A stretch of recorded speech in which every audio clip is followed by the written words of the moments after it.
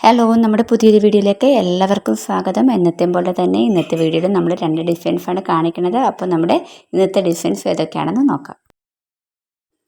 Peach colour ഒരു blue കളറാണ് ഞാൻ എടുത്തിരിക്കുന്നത്. ബ്ലൂ കളർ ഇൻഡെക്സ് ഫിംഗറിൽ ഞാൻ ഫുള്ളായിട്ട് അപ്ലൈ ചെയ്ത് കൊടുക്കുകയാണ്.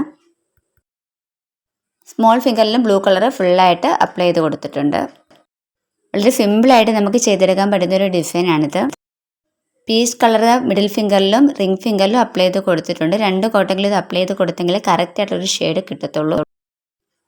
ഇനി ബ്ലൂ ഷെയ്ഡ് എടുത്തിട്ട് ഇതുപോലെ ജസ്റ്റ് ഒന്ന് അപ്ലൈ ചെയ്ത് കൊടുക്കുകയാണ്. സൈഡിലൂടെ ജസ്റ്റ് പറ്റിയതൊക്കെ നമുക്ക് റിമൂവർ വെച്ചിട്ട് റിമൂവ് ചെയ്ത് മാറ്റാം. നെക്സ്റ്റ് ഫിംഗറിൽ ഈ രീതിയിൽ ഒന്ന് അപ്ലൈ ചെയ്ത് കൊടുക്കുന്നുണ്ട്.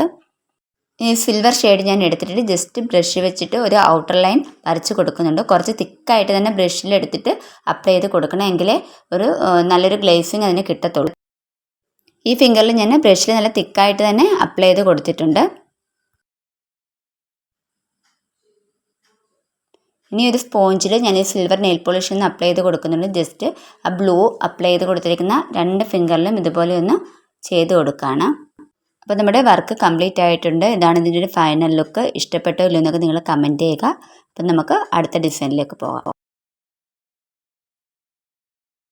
നെക്സ്റ്റ് ഞാൻ ഈ ബ്ലൂ കളർ തന്നെയാണ് എടുത്തിരിക്കുന്നത്. ഇൻഡെക്സ് ഫിംഗറിലും സ്മോൾ ഫിംഗറിലും ഞാൻ ഫുള്ളായിട്ട് തന്നെ അപ്ലൈ ചെയ്ത് കൊടുക്കുകയാണ്. സ്മോൾ ഫിംഗറിൽ ഞാൻ അതുപോലെ തന്നെ അപ്ലൈ ചെയ്ത് കൊടുത്തിട്ടുണ്ട്. ഈ സിൽവർ നെയിൽ പോളിഷാണ് എടുത്തിരിക്കുന്നത്. ജസ്റ്റ് ഇൻഡെക്സ് ഫിംഗറിലും റിംഗ് ഫിംഗറിലും ഞാനിത് അപ്ലൈ ചെയ്ത് കൊടുക്കുകയാണ്.